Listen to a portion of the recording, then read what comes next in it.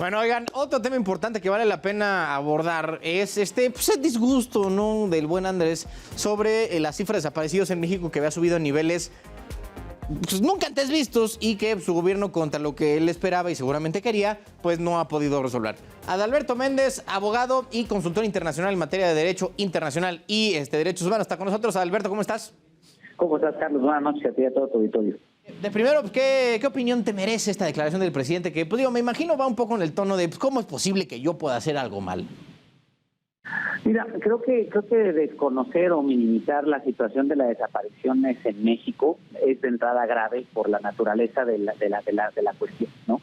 Pero quiero hacer algunas precisiones. De alguna u otra forma nos encontramos en el sexenio con mayor número de desaparecidos, rebasando las cifras del sexenio de Calderón y las cifras del sexenio de Peña Nieto, y todavía no acaba el sexenio, ¿no? Sí. Es decir, en este sexenio se han acumulado, ¿no?, una cifra exorbitante. Estamos hablando de que las últimas cifras, de acuerdo con cifras oficiales, en México desaparecen al día aproximadamente 25 personas diarias. Esto, Carlos, significa que cada hora desaparece una persona en el país.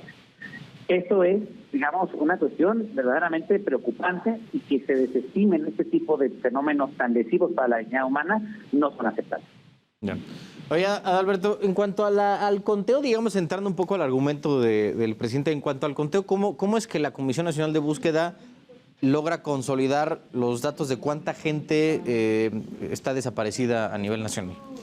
Mira, a ver, hay que recordar dos cuestiones, ¿no? La Comisión Nacional de Búsqueda se creó particularmente, justamente, para atender una necesidad, particularmente en materia de derechos humanos y de debida investigación y de debido proceso para poder identificar la situación de las causas de por qué habían desaparecido estas personas, localizar a las personas que habían sido desaparecidas y llevar una contabilización sobre este tema.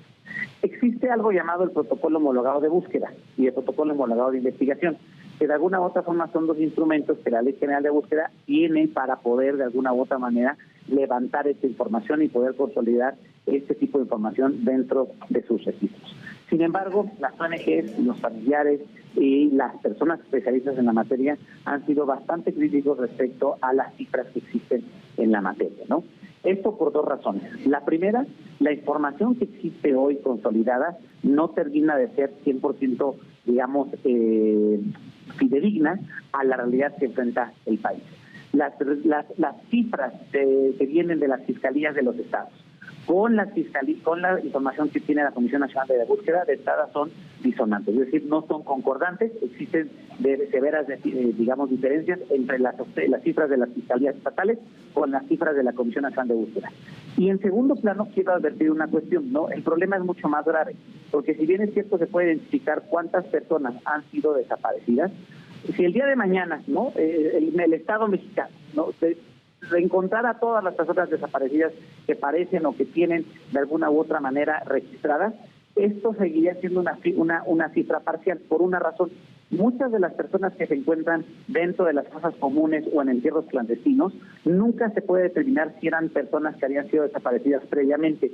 Es decir, no tenemos todavía una capacidad suficiente o institucional para determinar que todas las personas que encontramos muertas en algún entierro clandestino no necesariamente habían sido personas reportadas como desaparecidas. Entonces, el problema, como lo ves, no es tan fácil, es complejo y tiene un elemento importante que habría que precisar respecto a las técnicas utilizadas al respecto. Claro.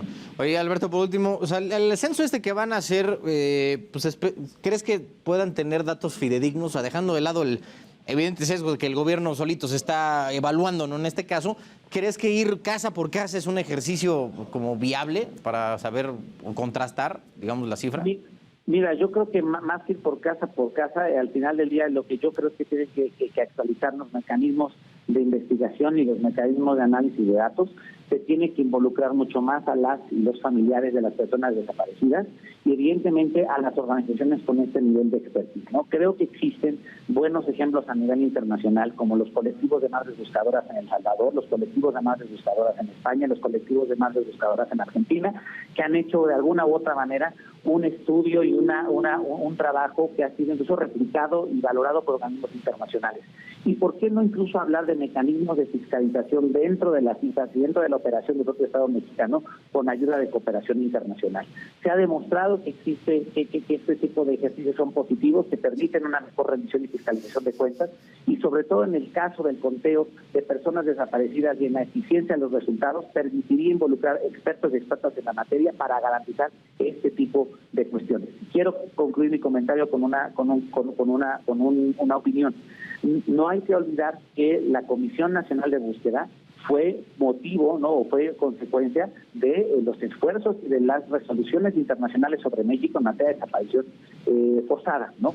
Creo que este dato es importante de los buenos resultados que cuando se hace un ejercicio de colaboración con la comunidad internacional permite llegar a la institucionalización de estos esfuerzos. El problema es que esos esfuerzos no se politicen como se están politizando ahora. Sí, pero luego eso es pedir mucho, mi estimado Adalberto Méndez, abogado y consultor internacional en materia de derechos humanos. Muchas gracias y fuerte abrazo. Hasta luego, buenas noches.